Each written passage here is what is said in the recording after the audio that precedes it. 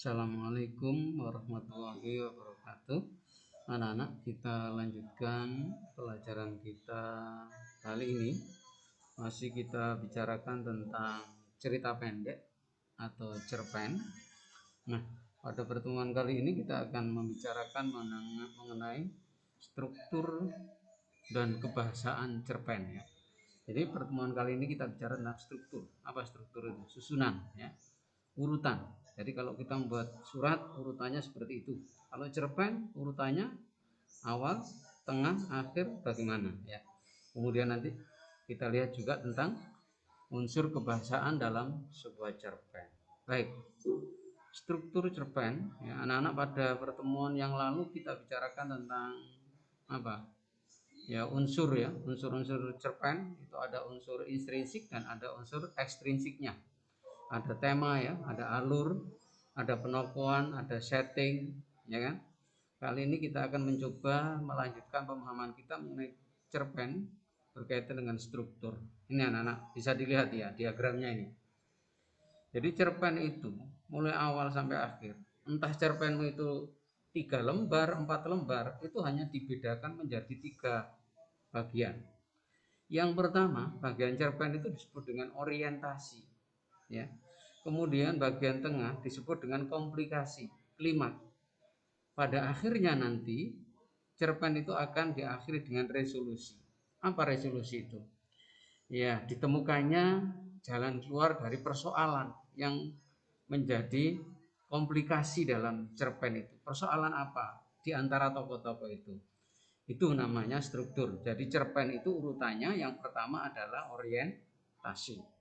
Berapa paragraf Pak Anwar? Terserah. Mau kamu uraikan menjadi 3 paragraf itu sebagai orientasinya bisa.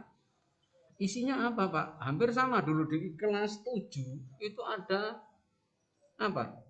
Cerita fantasi atau ada fabel. Sama, yang pertama orientasi itu pasti mengenalkan tokoh, settingnya ya, baik setting waktu, tempat maupun suasana. Itu namanya orientasi. Ya, itu namanya orientasi. Jadi di kelas 7 dulu sudah kita pernah pelajari tentang cerita fantasi, ya kan ya, fabel, hampir sama anak-anak. Hanya ini biasanya cerpen itu tokohnya adalah kebanyakan memang manusia menjadi tokoh utamanya. Sama, ada tokoh protagonis, antagonisnya seperti itu. Ya. Itu namanya strukturnya. Komplikasi berarti pada ini kita uraikan persoalan, pertentangan, apa yang dijadikan pertentangan oleh tokoh baik yang protagonis maupun antagonis. Anak-anak seperti kita, cerpen itu kan menceritakan keseharian kita. Hanya kita tambahi dengan apa? Imajinasi. Ya, kita tambahi dengan imajinasi. Boleh. Umpamanya kamu punya pengalaman dulu ketika SD, katakanlah berteman dengan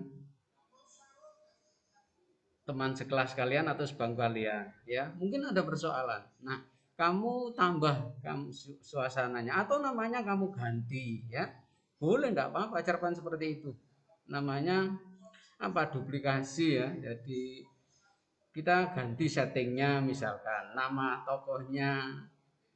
Nah, nanti penceritaannya kan boleh menggunakan orang pertama maupun orang ketiga. Komplikasi apa persoalannya? Hampir sama dengan cerita di televisi, pasti ada komplikasinya, pertengkaran ya, pertengkaran antara tokoh-tokoh itu, entah persoalan ekonomi, mohon maaf ya, persoalan kebersihan, persoalan hubungan di keluarga, atau mungkin kalau anak remaja, mohon maaf ya, persoalan cinta misalkan. Itu namanya komplikasi. Jelas nanti ada apa? Ada pertikaian antara tokoh dengan, nah bagaimana persoalan penyelesaiannya. Nah itu nanti buatlah penyelesaian yang ya jangan yang menyedihkan, usahakan penyelesaiannya itu yang mengembirakan. Itu namanya resolusi. Bagaimana ya pihak teman itu tidak tersakiti, kamu juga tidak merasa dikalahkan. Nah, itu namanya resolusi yang baik. Itu namanya struktur anak-anak dalam sebuah cerita pendek. Nah, dilanjutkan Pak Anwar dengan kebahasaan. Kebahasaan apa? Penggunaan kata ganti orang. ya. Entah itu aku, dia, mereka, itu pasti muncul, ya, pasti muncul. Nah, makanya di salah satu unsur cerpen itu ada namanya apa? Sudut pandang. Posisi penulis dalam cerita itu. Maksudnya apa? Kemarin dijelaskan Pak Noar, posisi. Misalkan kamu membuat cerita begini.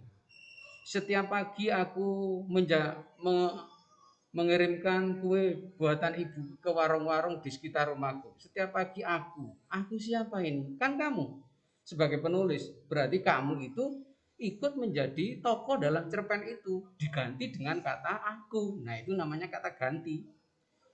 Boleh saja aku itu kamu ganti dengan dia, berarti kamu di luar cerita. Di luar cerita itu berarti seperti dalang.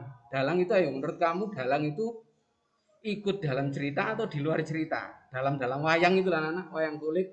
Iya betul, di luar. Jadi dalang itu termasuk orang ketiga, menceritakan, bukan. Tapi kalau aku itu ya bercerita, tetapi sekaligus menjadi salah satu tokoh itu ya, kata ganti pasti muncul. Penggunaan penanda yang menunjukkan keterangan waktu jelas. Mentari, ketika mentari muncul atau ketika mentari menuju ke peraduannya, ya, umpamanya sang surya ketika ibu berada di luar kota, itu namanya penanda waktu. Ini kosakata khusus bisa untuk mengkonkretkan keadaan, itu kamu buat kata khusus ya. Jadi bukan buah tapi apa? Ketika aku membeli jambu, jangan buah, tapi langsung khususnya apa, buah apa yang kamu maksud, misalkan seperti itu.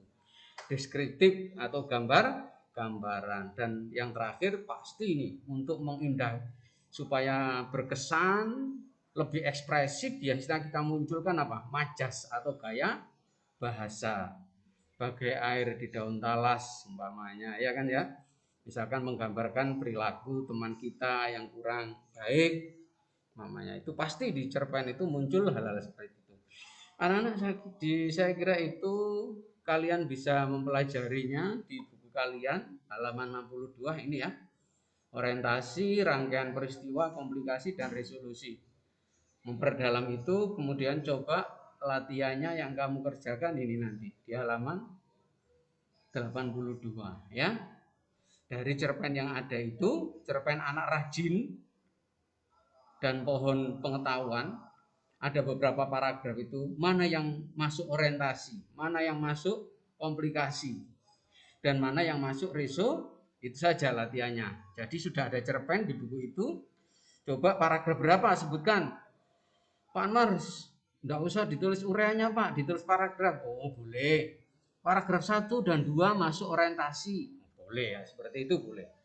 Demikian anak-anak, kurang lebihnya mohon maaf. Diakhiri Pak Anwar, terima kasih atas perhatian kalian semuanya. Mudah-mudahan apa yang saya sampaikan tadi anak-anak bisa memahaminya. Demikian, terima kasih atas perhatian kalian semua. Diakhiri Pak Anwar, assalamualaikum warahmatullahi wabarakatuh.